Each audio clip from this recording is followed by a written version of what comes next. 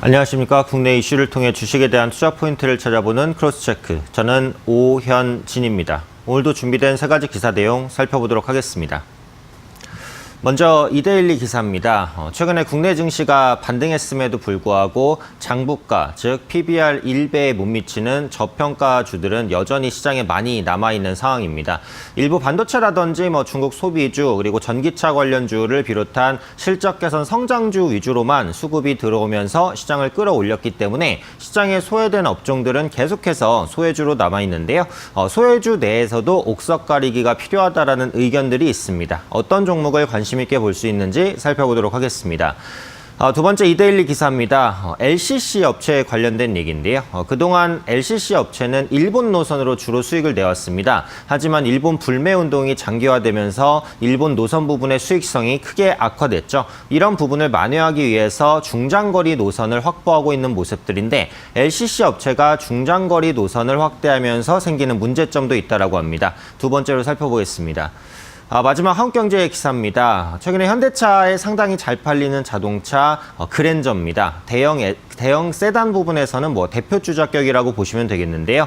밀린 주문이 4만 대가 넘기 때문에 긴급 증산에 나섰지만 노조와의 갈등도 있다고 합니다. 어떤 내용인지 마지막 이슈로 살펴보겠습니다. 기사 본문 보겠습니다. 이데일리 13면 증권면에 있는 기사입니다. 지수 반등에도 불구하고 상대적으로 이제 소외된 업종은 계속해서 시장에 소외되어 있는 모습들이 나타나고 있는데요. 시장에 소외되어 있는 대표적인 업종 은행주와 철강주 그리고 건설주입니다.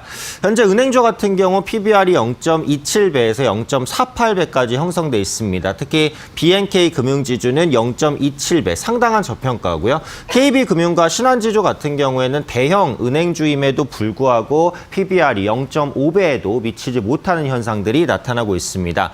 아래에 있는 건설주도 사정은 크게 다르지 않습니다. 0.4배에서 0.83배 정도 낮은 PBR을 받고 있습니다. 특히 현대산업개발 같은 경우에는 대형 건설사임에도 불구하고 0.4배 정도밖에는 평가받고 있지 못하죠. 최근에 아시아나항공 인수를 위해서 유상증자를 하면서 기업 가치가 하락했고 이런 부분들이 PBR을 더 아래로 끌어내리고 있는 모습들이 나타나고 있습니다. 추가적으로 이제 철강주 같은 경우에도 마찬가지죠. 저평가가 더 심합니다. 0.23배에서 0.48배까지 형성돼 있는 상황이고요. 비교적 대형 철강사라고 볼 수 있는 현대제철 같은 경우 현재 자산 가치가 0.23, 그러니까 현재 주가가 현재 자산 가치를 4분의 1도 반영하지 못하고 있는 극단적인 저평가에 놓여 있다라고 보시면 될 것 같습니다. 그런데 앞으로도 이런 주도주의 수급이 집중되는 현상은 이어질 가능성이 높다라는 거죠. 그래서 올해 IT를 비롯한 주도주 중심의 장세가 앞으로도 계속해서 이어질 것으로 봤습니다. 순환매가 나타날 수는 있지만 기간은 짧고 제한적이기 때문에 주도주 위주로만 수급이 들어올 수밖에 없다라는 거죠. 이에 따라서 PBR 1배 미만의 저평가 소외주 중에서도 옥석 가리기가 필요해진다라는 겁니다. 그럼 앞서 살펴본 은행과 건설, 철강주 업종 하나씩 한번 살펴보도록 할 텐데요. 우선 은행주 같은 경우에는 저금리, 그다음에 각종 규제로 인해서 올해 자기자본 이익률이 크게 꺾일 수밖에 없다라는 부분입니다. 그래서 FN가이드 추정치에 따르면요. KB금융과 신한지주의 ROE는 각각 8%대로 이제 작년 대비해서 0.67%포인트, 0.80%포인트 하락할 것으로 보입니다. 다른 은행 업종도 변함은 없죠. 앞으로도 저금리는 계속해서 이어지고 정부의 주택 규제도 이어질 것으로 보이기 때문에 은행주의 수익성이 떨어질 것으로 보이는 만큼 저 PBR이라고 해서 매수하기는 어렵다라는 관점이고요. 다음으로 건설주 같은 경우 규제 리스크가 여전히 큽니다. 역시 말씀드렸던 주택 대출 규제라고 보시면 될 것 같아요. 다만 밀어놨던 국내 수주가 개선세를 보이고 있고 특히 이제 해외 수주 모멘텀이 살아나고 있다라는 부분이 긍정적이라는 거죠. 때문에 국내 수주의 부진을 해외 수주로 만회할 수 있을 것으로 보인다라는 겁니다. 그래서 건설주 내에서는 해외 수출 비중이 높은 현대건설이나 GS건설과 같은 종목군들을 좀 선별적으로 보실 필요가 있겠다라고 생각되고요. 마지막으로 철강주 같은 경우는 여전히 공급 과잉에 대한 부담을 안고 있습니다. 그래서 중국 철강협회가 올해 조광 생산량 증가율 작년에 8.3% 수준이 유지될 것이다라고 봤기 때문에 역시 바닥권에서 반등이 쉽지 않다라는 겁니다. 종합적으로 살펴보면 저 PBR 종목, 그러니까 보니까 자산 가치 대비 저평가된 종목은 저평가된 이유가 있습니다. 단순하게 많이 빠졌다, PBR이 낮다라고 해서 매수해서는 수익을 거둘 수가 없다라는 거죠. 그래서 저 PBR 종목이 왜 저 PBR 종목이 됐는지 파악하시는 것이 중요하고 이 종목을 누르고 있었던 이런 악재들이 해소되는지 여부를 보시고 투자에 임하셔야 될 것으로 생각됩니다. 두 번째 기사 내용 보겠습니다. 이데일리 13면 산업무역면에 있는 기사입니다. LCC 업체들이 단거리 노선을 이제 중장거리 노선으로 바꾸면서 생기는 문제점들에 대한 부분인데요. 주로 이제 일본이라든지 중국 단거리만 운행 가능한 항공기로 중장거리를 뛰다 보니까 중간에 급유를 해야 된다든지 아니면은 승객을 일부러 적게 태울 수밖에 없는 상황들이 반복해서 나오고 있습니다. 특히 캄보디아 같은 경우 5시간대의 중거리 노선이라고 보시면 될 것 같은데 맞바람이라든지 기상 악화가 있을 때는 연료가 부족해진다는 거죠. 그래서 에어서울 같은 경우에는 최근 제주에서 중간급유를 했습니다. 중간급유를 하기 위해서는 그 비행기를 착륙시켰다가 다시 이륙시켜야 되겠죠. 그러면 추가적으로 걸리는 시간이 약 2시간에서 3시간 정도가 됩니다. 5시간의 갈 거리를 8시간을 걸려서 간다라는 거죠. 또한 단거리 노선으로 장거리 그 항로를 뛰다 보니까 그 업계 자석의 약 30%가량을 비우고 운행할 수밖에 없어서 이익도 크게 둔화될 수밖에 없는 국면이 이어지고 있다라고 보시면 되겠습니다. 그래서 단거리 항공기로 중거리 노선을 띄워야 되기 때문에 좌석을 비우는 것보다 프리미엄화해서 보다 이제 티켓을 비싸게 팔려는 전략들도 나오고 있죠. 옆에 보시는 이제 그림이 그 제주항공에 대한 그 그림인데요. 최근에 좌석을 189석에서 174석으로 줄여서 운행하고 있습니다. 그래서 좌석을 줄인 대신에 좌석 간 공간을 늘리고 프리미엄화해서 가격을 높였다라는 거죠. 그래서 이런 식으로라도 그 LCC 업체들이 수익 악화에 좀 대응하고 있다라고 보시면 될 것 같고요. 근본적으로는 결국은 그 중장거리 노선을 쉽게 뛸 수 있는 항공기를 도입하는 것이 관건이라고 볼 수 있겠죠.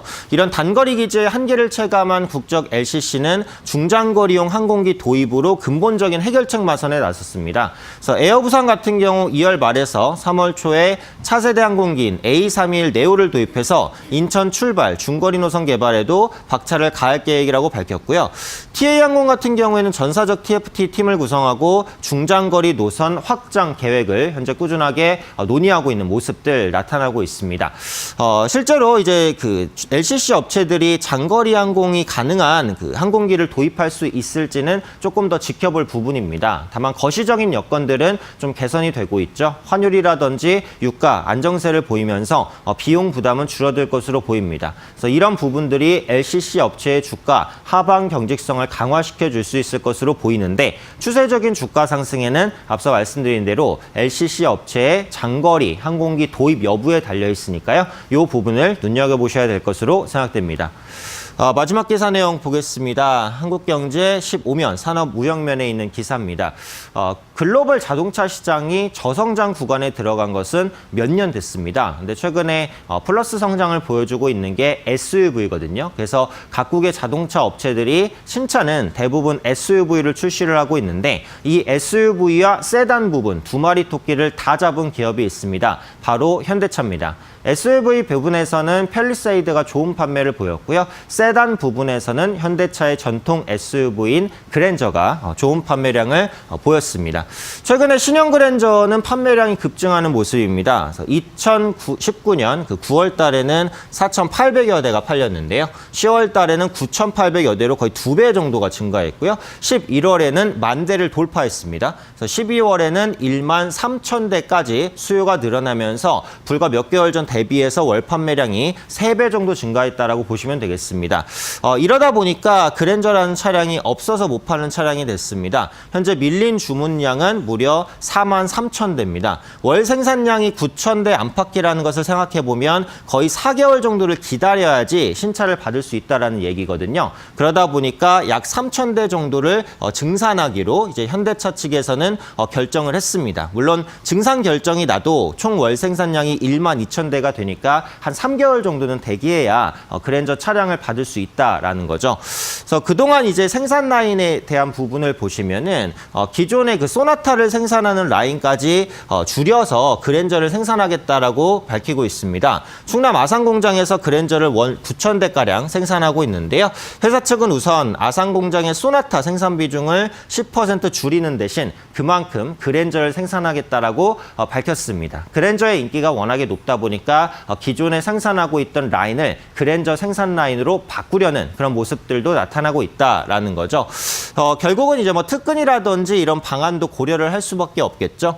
이를 통해서 그랜저 원 생산량을 3,000대에서 4,000대가량 늘릴 방침을 가지고 있습니다. 그래서 5개월간 최대 2만 대까지 증산이 가능할 것으로 지금 시장은 예상을 하고 있고요. 노조 측에서도 이 그랜저의 증산 가능성, 증산 필요성에 대해서는 어느 정도 공감을 하고 있습니다. 하지만 실제로 이제 앞으로 그 시간당 생산량이라든지 뭐 조정이라든지 특근 횟수 이런 부분들을 보고서는 아직까지는 이견이 있는 것으로 나타나고 있어요. 현대차의 노조 같은 경우에는 강성 노조로 유명하죠. 그래서 노사 갈등이 잦은 상황입니다. 이번에도 그랜저가 잘 팔리면서 특근이라든지 잔업을 해야 되는 상황이 놓이니까 노조에서는 조금 더 수당을 요구하거나 하는 파업이 또 진행될 가능성이 높아진다라는 거죠.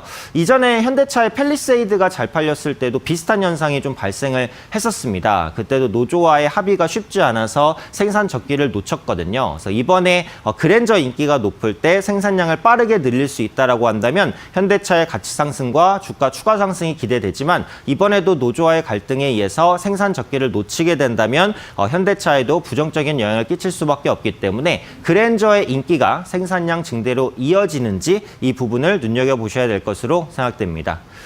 네, 금일 준비된 기사 내용 모두 살펴보았습니다. 간밤에 미 증시는 휴장을 맞았고요. 유럽 증시는 소폭 조정받는 모습 나타났습니다. 특히 어제 같은 경우 국내 증시가 이제 고점에 대한 부담을 좀 느끼면서 찰실현 매물이 나오는 모습이 나타났단 말이죠. 그래서 단기간에 상승폭이 컸었던 종목군들은 일부 비중을 줄이고 대응하실 필요가 있어 보입니다. 이상으로 크로스체크 오현진이었습니다.